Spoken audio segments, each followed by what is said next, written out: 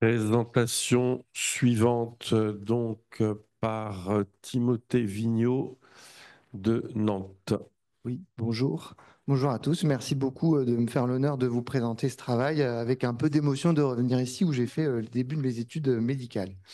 Et donc cette présentation, elle s'intitule Algorithme d'apprentissage profond pour la détection des nodules de carcinose péritonéale, performance et analyse de vidéo de laparoscopie. Et en, en introduction et en inspiration, je vous ai mis une vision tête haute dans un avion de chasse.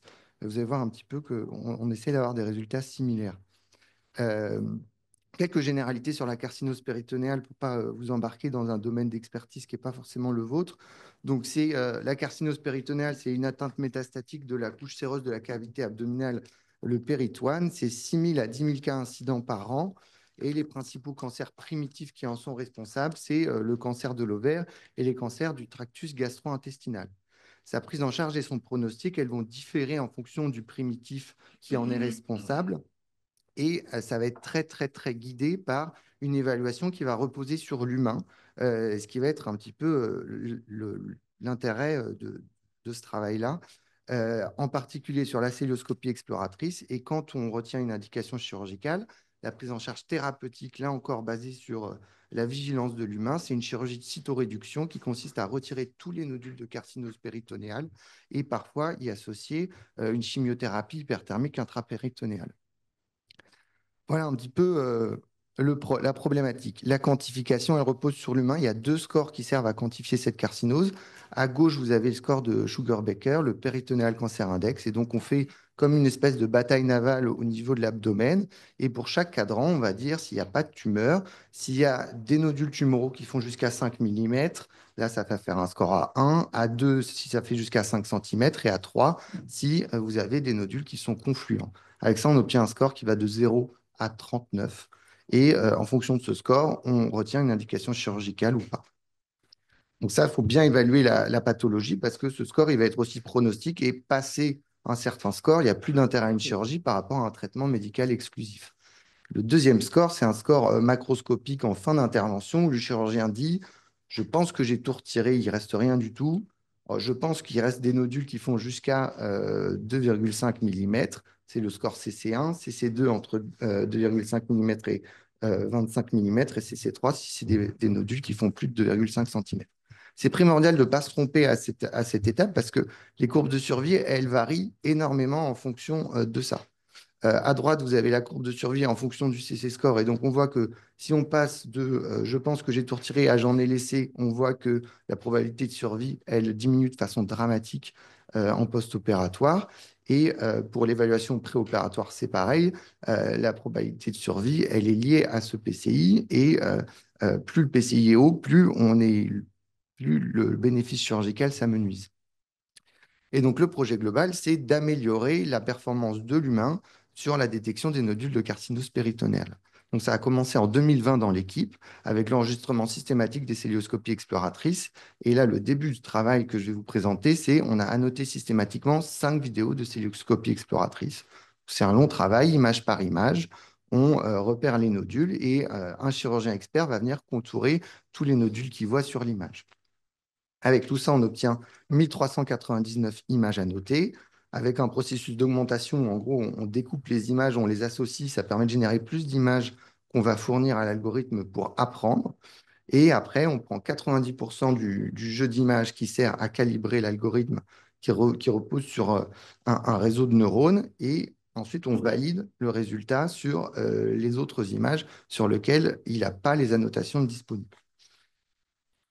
Alors, je vous laisse regarder un premier résultat. Donc, l'algorithme, pour chaque endroit qui détecte comme un nodule, il met un cadre dessus. Et le petit chiffre que vous voyez en haut à droite, c'est son degré de certitude qu'il s'agit d'un nodule tumoral.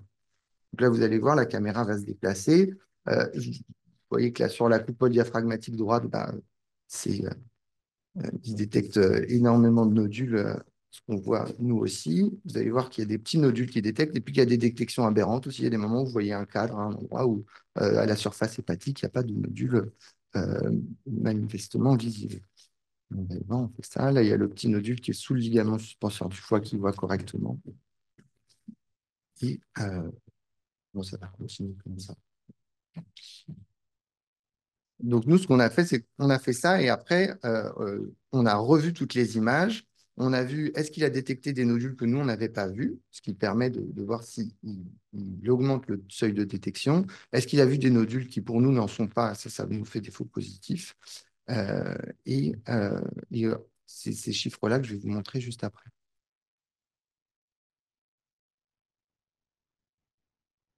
Ouais, donc voilà, il y a un nombre total de nodules qui avaient été identifiés sur le jeu de validation, le jeu de test. Et on voit qu'en fonction du seuil qu'on prend, le seuil, c'est le petit chiffre de certitude que je vous montrais sur chaque cadre. On a un nombre de vrais positifs, un nombre de faux positifs, donc des cadres qui ne sont pas retenus comme des nodules par l'œil humain, et des faux négatifs, des nodules qu'on avait contourés, qui n'a pas retrouvé. Et donc au seuil de 0,3, on a 5% des nodules que nous, on n'avait pas vus au moment où on a fait notre contourage. Et quand ils nous les montrent, on dit bah, oui, on aurait dû les contourer. On a 6,7% de détections qui sont aberrantes et 6,2% des nodules qui ne sont pas détectés. Donc, en conclusion, on a une preuve de concept que, avec seulement 5 vidéos à noter, on a des performances encourageantes pour permettre la détection de nodules per opérateur et d'avoir une aide à ça. Les perspectives, c'est un changement de gold standard. Pour le moment, on demande à la machine de voir ce que nous, on voit.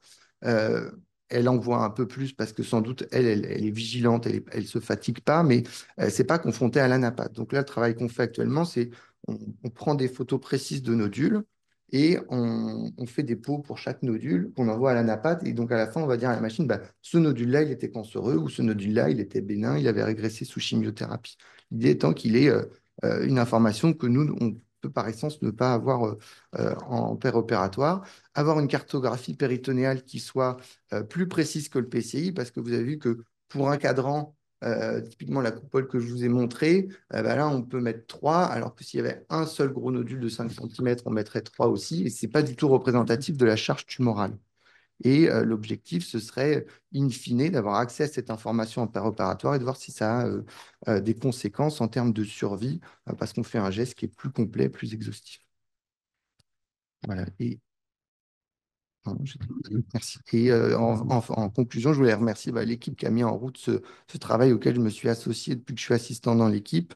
Donc, il y a l'IMT qui est sur la partie technique avec en particulier Cédric Dumas, qui est l'investigateur principal de ce côté-là, et son étudiant en thèse, Auguste Budier-Arjo, et côté Institut de cancérologie de l'Ouest, Frédéric Dumont en particulier, qui a mis en route ce projet, et mes autres collègues chirurgiens qui ont fait le travail d'enregistrer toute leur cystoscopie exploratrice. Je vous remercie.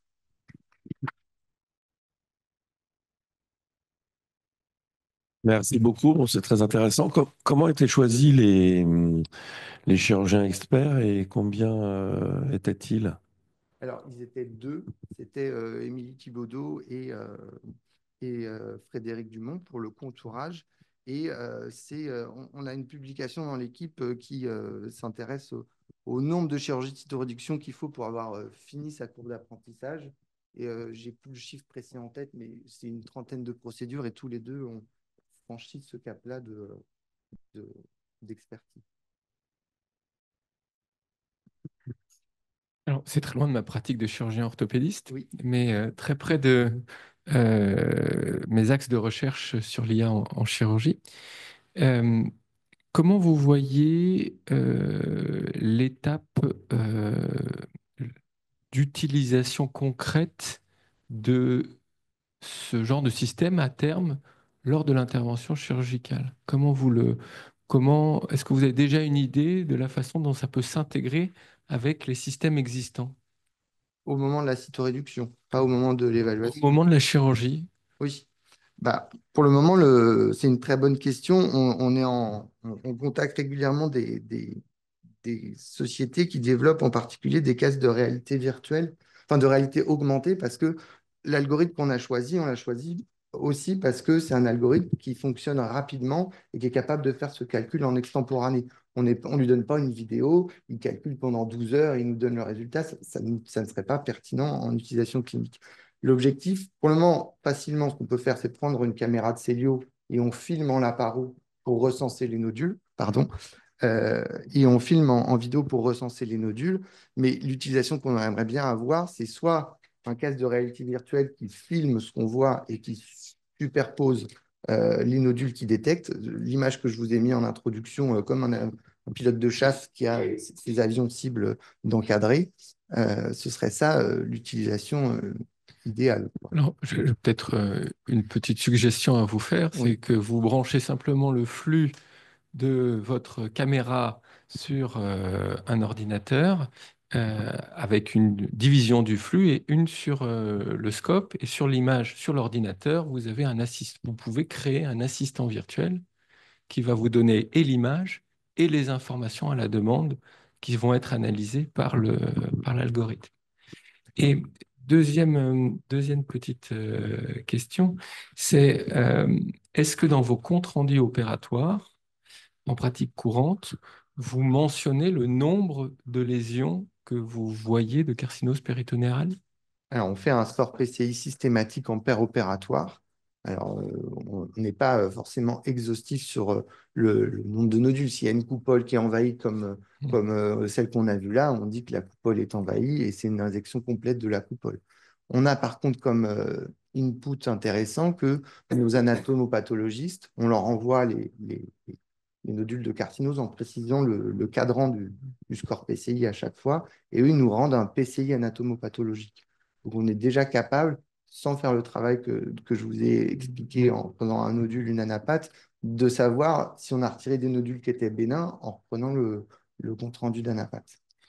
Ma question, c'est, elle a pour implication que là, vous avez entraîné votre algorithme de façon totalement supervisée. Oui, Et l'étape d'après, pour que à la fois l'algorithme soit extrêmement performant, mais également qu'il puisse ensuite donner des informations au chirurgien que lui-même n'avait pas imaginées, il faut qu'il puisse apprendre de façon non supervisée, donc en comparant ses prédictions avec quelque chose et donc avec un compte-rendu opératoire. C'est la façon la plus d'accord. simple. Est-ce qu'il y a une autre question? Merci beaucoup, votre travail est très prometteur. Je voulais vous poser deux questions. Alors, c'est une question de temps. Voilà. Travail très prometteur. Deux questions. Est-ce que vous avez standardisé vos optiques et vos intensités lumineuses? Première question. Je vous dis ça pourquoi? Parce qu'au début de la Célio, en fonction de l'optique et de la machine, on avait de temps en temps les appendicites très rouges. Et quand on les enlevait, bah, elles étaient blanches. Donc, il peut y avoir du décalage en fonction des conditions techniques. Bien sûr, ça s'est amélioré, mais il y a probablement, de ce point de vue, des marges de manœuvre. Ma deuxième question, c'est est-ce que vous avez testé les fausses membranes? Est-ce que votre machine, elle détecte des fausses membranes, par exemple, et elle va vous dire c'est un nodule de carcinose? Alors, pour ce qui est de la standardisation de la vidéo, on est une petite équipe qui a deux colonnes de Célio et celle qui est capable d'enregistrer le plus facilement, il y en a une pour que ce soit facile d'exporter les images. Donc, on a pour le moment un système d'enregistrement qui est relativement homogène, mais parce que lié à nos contraintes techniques. Et pour ce qui est des optiques, non, on a et des laparoscopes tout intégrés et une caméra avec un câble, et ça, on ne s'est pas astreint à faire toujours de la même façon. Après, là, je vous ai présenté 5 vidéos, donc je pense que ces problématiques de variabilité interprocédure, on va peut-être un peu plus mettre le doigt dedans en élargissant le champ d'investigation. Et pour votre deuxième question, euh, il y a des détections aberrantes, hein. Je vous ai montré, il y en a 5 à 10%, que ce soit à un moment donné le côlon qui a une forme un peu ronde. On comprend que intuitivement, il a appris à détecter des structures nodulaires et du coup, effectivement, pour le moment, il détecte de façon aberrante certaines structures. Mais avec le petit chiffre hein, que je vous ai montré qui permet normalement de...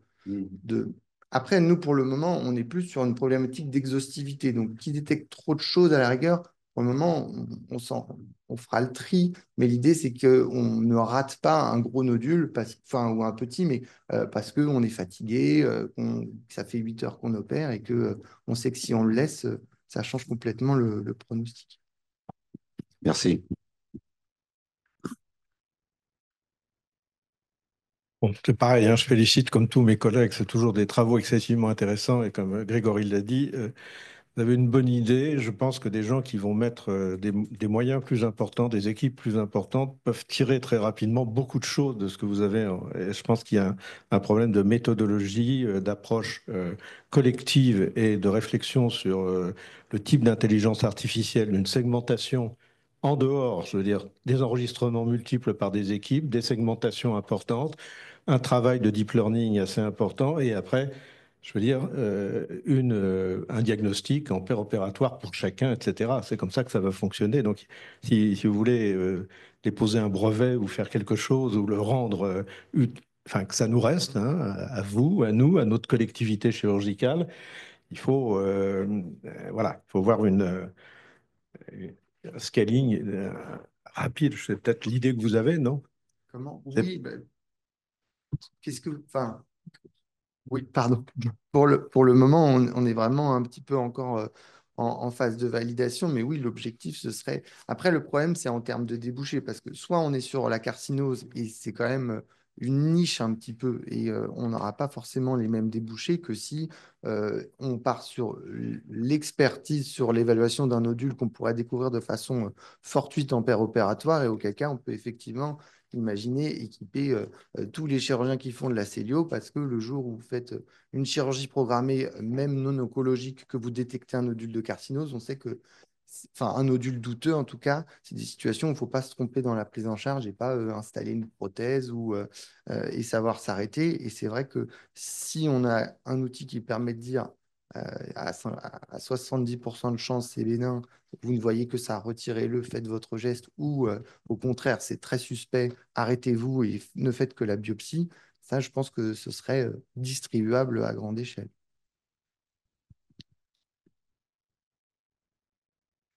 Ok, merci beaucoup.